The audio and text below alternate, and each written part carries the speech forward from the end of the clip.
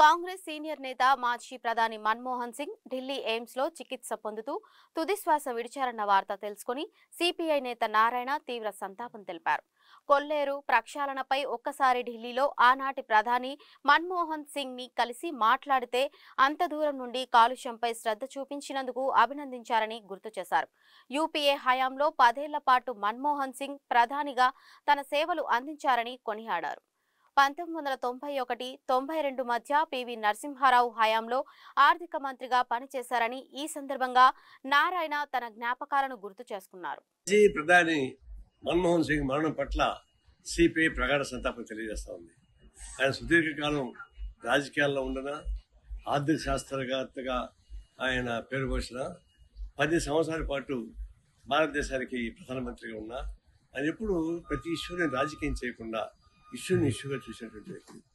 ఒక విధంగా చెప్పాలంటే సింపుల్సిటీ, ఆదర్శవంతమైనవాడు, అన్ని రాజకీయ పార్టీల యొక్క అభిప్రాయాలని మన్నించేవాడు, ప్రేమించేవాడు, ప్రజాస్వామ్యం ఎట్లా మంచి భక్తి ఉన్నవాడు.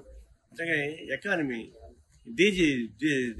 జీడిపి గ్రోత్ పెరగాలని చెప్పేసి 10 to 11%, 12% దాకా తీసుకోవాలని చెప్పేసి చాలా కోరుకున్నాడు.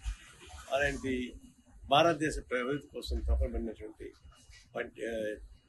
మాజీ ప్రధాని మన్మోహన్ సింగ్ మరణం పట్ల ప్రగాఢ సంతాపం తెలియజేస్తున్నారు. వారి మరణం భారతదేశ ప్రజాస్వామ్యానికి, లౌకిక వ్యవస్థకి తీవ్రమైన లోటు. మేము ఒకసారి ఈ కొల్లేరు ఇష్యూ పైన ఇక్కడి నుంచి వెళ్ళి ఈ ఎన్విరాన్మెంటల్ సమస్య సీరియస్ ఉంటుంది, కొల్లేరుని ప్రక్షాళన చేయాలని కూర్చొని కోరితే ఆయన మెమోరం మొత్తం చదివిన తర్వాత ఆయన నన్ను ప్రత్యేకంగా అభినందించారు.